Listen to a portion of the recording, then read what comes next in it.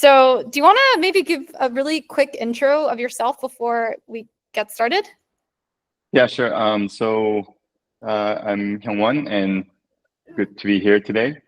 So I have been working on this AI stuff for a few years, and I have at OpenAI. I've been mainly focusing on O1 preview, O1, and most recently deep research, and now I'm more on this agent side of things. And so yeah, very excited about reasoning and agents and just those things. So, okay, great. Right, let me get started. So I will talk about some AI stuff today, obviously, but before that, let's actually start looking at, let's see, this ChatGPT generated image of a flower, a budding flower. If you stare at this for like a minute or 10 minutes, you don't really see any change. Does that mean there's no change underlying this process? There is, and if you wait long enough, then you'll see some big changes to a full-blown rose. And so what I'm trying to get at with this toy image is that we're really not good at perceiving the changes that occur in, like minutes or like even days or years, but we're pretty good at the minute and hour scale changes. So I think there's probably a evolutionary explanation for this, where if you can perceive the changes in the environment, and the changes in minutes, probably very helpful for survival. And if you for like a changes in over a year, not so much. So I think that probably is some built-in deficiency that we probably need to correct. So why am I talking about this? I think actually AI is probably the fastest moving technology of all time. Even then, it doesn't move in like minutes or hours. It still moves over a few years time frame or even a decade. So I think given this deficiency I just talked about, we might be underestimating the change, especially the magnitude of the change this AI is bringing about. And so I think at this point, I don't have to convince that AI is important. Even a few years ago, I started my talk like that, but now I think that's given. But I do want to emphasize that maybe what everyone's thinking about, how big of this change is very different. And if anything, I think we might be underestimating it. And especially for this AI, which I'm going to argue as a leverage mechanisms for individuals and humanity as a whole, that aspect might be somewhat underestimated. I'll get into the details of what I mean by that, but let's build intuition slowly at a time, starting with this key word, leverage. So it's a very important concept and used in a somewhat casual way, informally, and sometimes overloaded and depends on this context. Especially in the Silicon Valley, Bay Area, this term is used a lot. I think this is such an important word that it's worth spending some time and building an intuition around this. So for me, the first encounter of this concept was probably this classical mechanics where we have this lever. So in this case, let's think about this, try to put some pressure force down on the left-hand side on the screen. And then as an output of that, we're kind of lifting up the 1 kilogram mass on the right. So the lever, if we enlarge this lever, and then we can actually, lift up heavier objects. So what this means is that the input downward force is the same, but by increasing this leverage, the output was increased by 3x. And so this actually is a very general concept, and I would like to call out, maybe this is my working definition of the leverage. It's a mechanism through which a small change or no change in input results in larger change or very large change in output. And this is a very general thing, and it's not just about the classical mechanics context that we just saw. I think it can be applied to many other places. And so this actually is a very important concept. And many people want to increase the output. I want to contribute more. I want to generate more. Then the first thing, the most natural thing that comes to our mind is probably, how do I work harder? How can I increase my input? I want to like sleep less and things like that. But I think there's a certain limit to it. Instead, the more important question is, how do I increase the output without actually increasing the input? Or how can I disconnect the relationship between the input and the output, or linear relationship between them? And that is getting at to the core of this leverage mechanism. And so what you're looking for there is what leverage mechanism do I have and can I have? And that's if you want to increase the output, that's the question that we have to think about.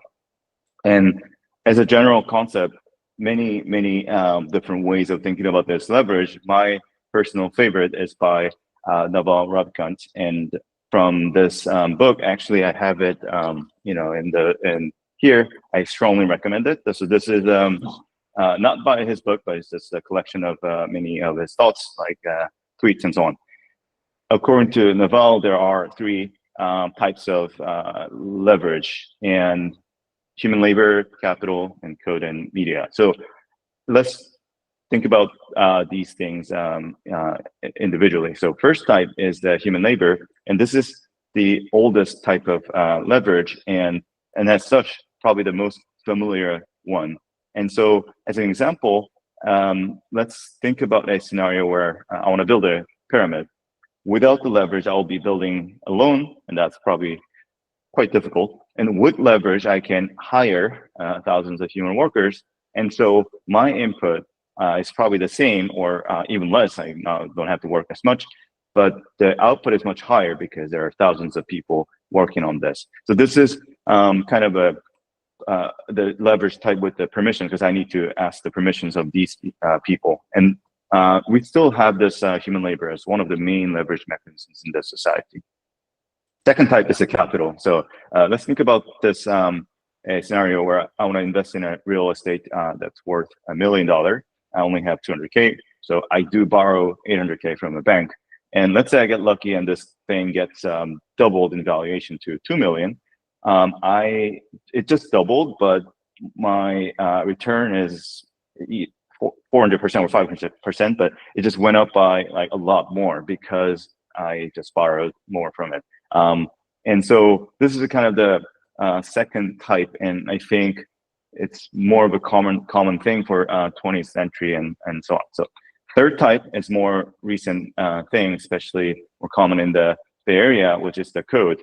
And so more of a software type. And so if I write a code for an app, I build it, and then there's one user who gets the value n. Let's suppose that number is positive, and while I'm sleeping, one more user downloads it and installs it and gets another value n. So output just doubled without me having to do any additional work. So it's possible because it's a software which is copy and pasted, which is a very interesting nature of this. And a lot of the recent value has been created leveraging this. So, and media is similar in that, let's say I give a lecture to 200 people. Those people got some value, again, assuming that's positive. I post it in YouTube. Any additional view of the same lecture, I don't have to do any work, but somehow the value goes up, and the limit is actually pretty much endless. So that's the new type of leverage too. And historically, large wealth creation utilize these forms of leverage. And so like the 20th century's wealth, a lot of them financial industries leverage a lot of this capital leverage. And then recently, especially in this Bay Area, tech companies have leveraged the fact that if you write code, the output can be multiplied pretty much indefinitely. And then, so those are the wealth creation mechanisms. And if you look at the history of wealth, big wealth generated, and you can probably identify such a leverage. So, but then the upside of the leverage mechanism is also competed away. And so what I mean by that is, if something is good, then many people realize it, and that's going to be competition. So if you start a company that is only leveraging this, the fact that it's a software, doesn't leverage other technologies, then it's probably much harder to succeed now compared to, say, 20 years ago. Or maybe I'm less familiar with this, but YouTuber, you want to become a YouTuber now, probably more difficult than 10 years ago, just based on the competition. So what I'm trying to get at is when this leverage mechanism is just became possible because of some technology, much larger values and returns are possible then, and then it's going to be competed away. So I think it's really important to think about what are the new leverage mechanisms that are becoming available. And so obviously I'm going to argue that AI is the relatively new one that is coming into the picture, and it's slowly expanding its scope and reach. So from individual levels to groups of people, and to the point where it can benefit entire humanity. So let's maybe start looking at this at an individual level. I personally use AI, or ChatGPT for me is in a education context. So that's probably the biggest one for me, and I think I spend a lot of time, especially weekends, just learning about new concepts and asking. Now I think we talk about this even like hours and just learning about new things. And so here, just again, if you think about leverage, when I think about AI as in leverage, this learning, what is an input and output? The input is my time and effort to understand some concept that I don't understand. And the output is the conceptual understanding happening in my brain, and maybe also some knowledge, but that's less of an important thing. So with the AI, this given input results in larger output. So let's say if I'm trying to learn some specific things about a distributed system, then before this kind of a generative AI, I would have to Google this, and then probably a Wikipedia page, which is typically not beginner friendly. So I'll be reading it and I don't understand and probably don't feel good, and then I'll try to find a introductory course, maybe a textbook, but then I want only one concept out of this, but I kind of have to build around the context, like at least terminologies, and that's very time consuming. Now, because the AI can contextualize everything I know and generate dynamically just the right amount of materials at the right difficulty, I can learn much easier. So I think that's the big lessons from the learning. So what I'm saying is the barrier to learn new area is like collapsing, essentially. This is good, and you probably heard about this a lot, but is this good just everywhere? I think there's some, we have to be careful and have a comprehensive look. And then when everything is easier to learn, people are learning everything, then there's an opportunity cost of not learning, it's getting higher. So as an extreme example, if you don't use AI, you just don't think about it at all, and you just do your thing, you're not lazy, just doing your own thing, and everyone else is just learning new things and getting better and so on, then you're kind of behind in the society. That's the opportunity cost of just, you don't contribute to it, but just because it's the relatively decided what the valuable skill is, that's what's happening. So yeah, I think in just the society, the valuable skill is determined based on the supply and demand and what is scarce, as opposed to an objective value it provides. So I think one extreme example is a human vision, and it's from objective perspective, this is an extremely complicated and advanced feature. And if you study the computer vision, you probably know that, oh, human vision is incredible. Like, you sometimes recognize your friends, or in a setting where it probably is very difficult, and you sometimes get surprised. But this incredible capability is so abundant that it's having that doesn't help you excelling in the modern society. And so I think similarly, just like scarcity is very important, necessary condition for any highly valuable skill. So, and I often think about what are some great skills or opportunities to have, and often a good rule of thumb is whatever evolution did not teach, equip us, then that's kind of the good starting point. Because if it did, everyone has it built in to DNA, and that's probably not that scarce. So that's kind of the my just some implications of learning getting easier, which is not probably not that obvious. And so this acquisition of the new knowledge gets cheap. The scarce factor is this motivation to explore, and curiosity is kind of the characteristics that probably will be more important. So while I mean it has been always important, but I think it's getting more and more because the learning cost is going down, but not zero. So you still have to overcome this barrier. And learning a new concept is not something that I would say everyone finds pleasing, because you feel challenged, and this cognitive challenge is not comfortable. And so to overcome that, curiosity can be like, I know there's a pain, but I need to get this because I'm so curious about it. That's a really strong force. If you're not curious, I think there's a way to kind of have a correction mechanism, which is, okay, I'm going to go through this short-term pain, but there will be a long-term reward, some fulfilling things happening. So if you build enough of this reward cycle, I think you can get over it. But anyway, more broadly, technology changes what is scarce, just makes and just being aware of such changes, even if you're not directly contributing to it, is I think very important. So that's one. Learning, affecting learning is one way AI is acting as a leverage. The other, maybe more intuitive one, is this AI agent. This is probably the most interesting research area in 2025 and maybe more. So here, AI agent is kind of combining the two types of leverage mechanisms that we saw before. First one's a human labor, because AI agent is doing the work for you. So that's kind of the human labor part, as if you hired them.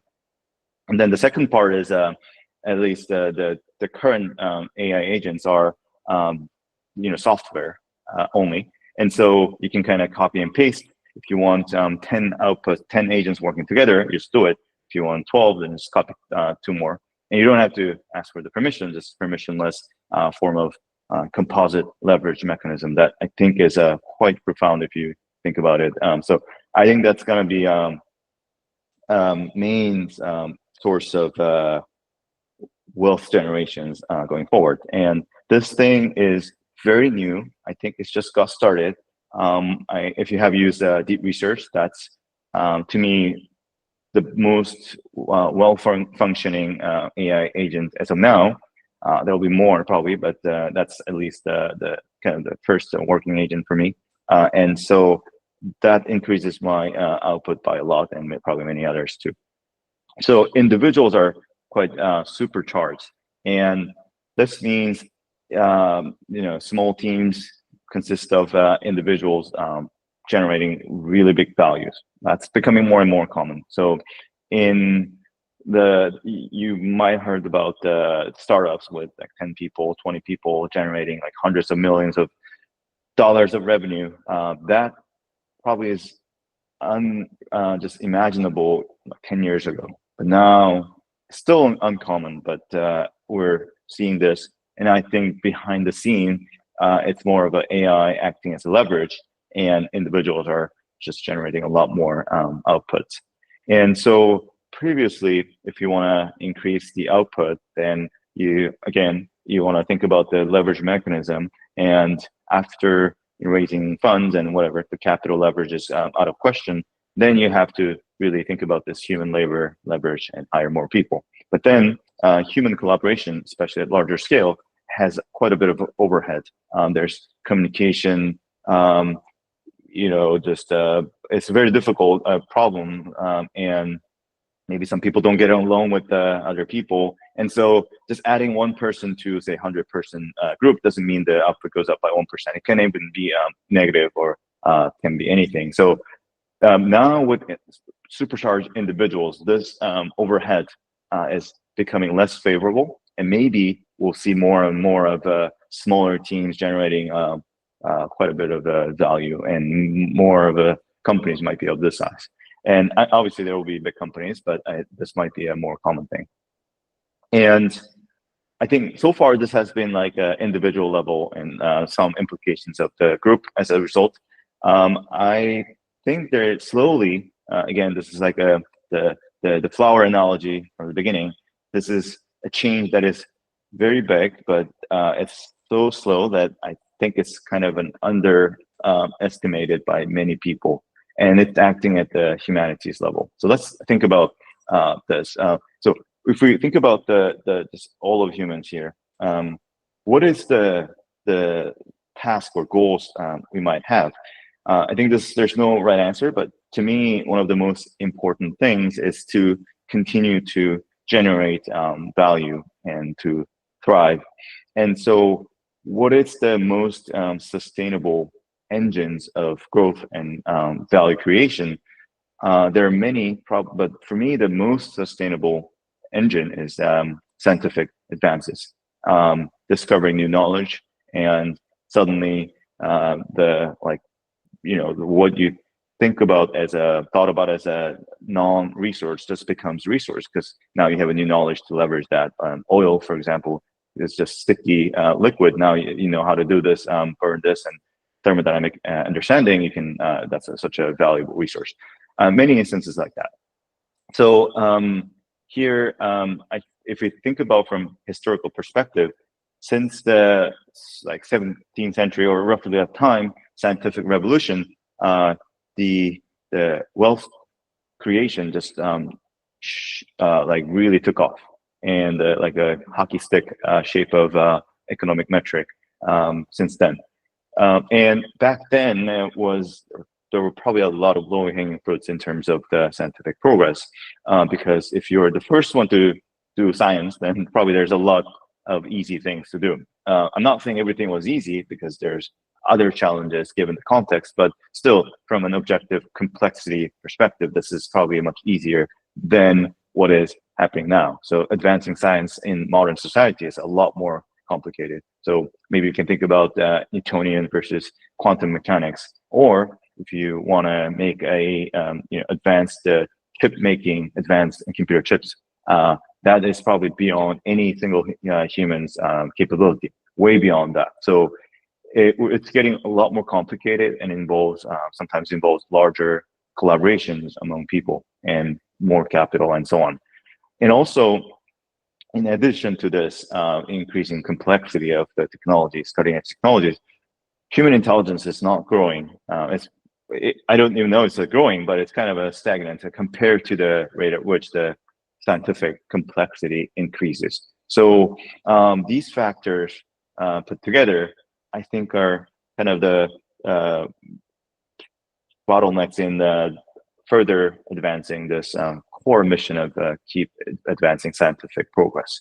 So we have done a great job. Whenever such bottleneck happens, we find a way to get out of it, and we build the tools to unblock ourselves from achieving the mission. This time, I think we should do the same thing with the AI being this tool that will be the most useful thing, and maybe even better, a superhuman in the research capabilities, so that we can continue this scientific advances. And I think there are many purposes of AI, but to me, this is the most single most important purpose of it, is to augment in continuing this grand mission of scientific advances.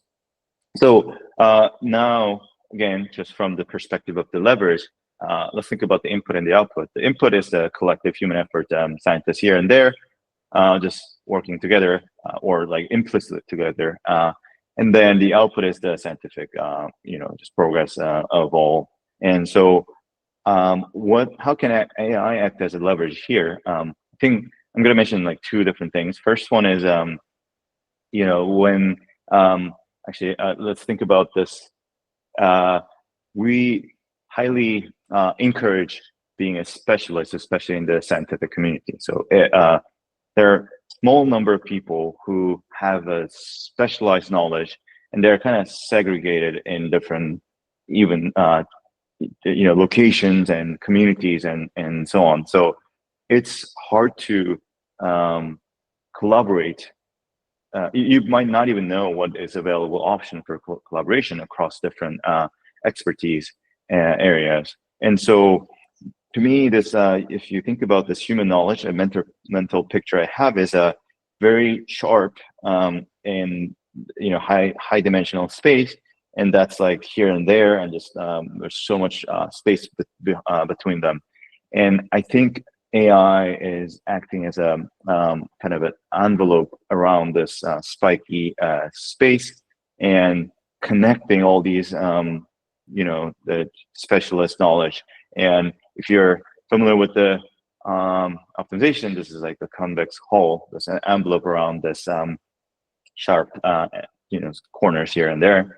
And I think this is the one of the roles of AI. So this, when I was working on the deep research, this wasn't really obvious, but as I work more and more and get more value out of it, this is kind of the mental picture I started building. And so here I'm trying to get at this human experts being very specialized, but their cooperation has communication, physical separations, all these overhead, and this AI is kind of making that much more efficient. And so what I think is might be happening already is because of those separations and unable to cooperate in an efficient manner, we might have a huge overhang of existing knowledge synthesis. So even with just combining the existing knowledge, we might be able to get a lot of value, and maybe we can call that new knowledge. And so those are the I think completely uncharted territory, just because of how experts have grown and the communication bottlenecks of many people. And so these are, I think, the low-hanging fruits of AI, acting as a leverage to advancing the science mission. But I don't think that's enough.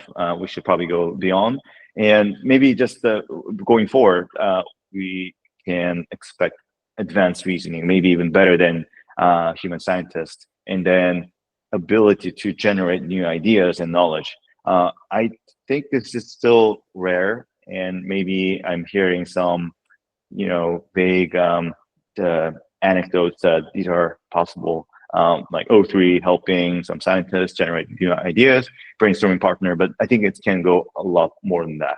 And so I would expect that this kind of abilities emerge in the future generations of the model, if not already in there.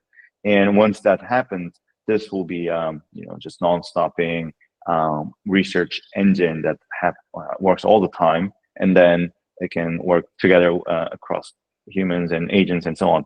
This will be the main leverage factor going forward, how AI can help this mission of the scientific progress. So that's all I have today, and I've talked about many different concepts, but I think AI is just important thing. Everyone knows that, but I would invite you to think about, as this, how big of a change am I thinking about, and is there a possibility that I might be underestimating that magnitude, especially now that you think about from a new form of leverage.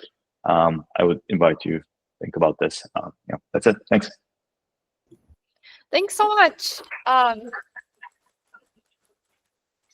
So your final point actually reminded me of something we talked about a couple weeks ago in the class called, do you guys remember what it was called? We talked about the singularity and how AI intelligence will reach a level where they surpass human intelligence. Well, obviously we're already at that point. Do you think it relates to concepts such as that? Let me actually pause the recording now that it's over, and then we can. Not because I'm going to say something. Okay, yeah, no, that's weird, fine. but yeah. Or sorry, just sharing. Actually, if you're pausing the then, recording, also, I can show you what the class looks like, so maybe it's more interactive that way. Yep, sure. Let me pause it first. Stop.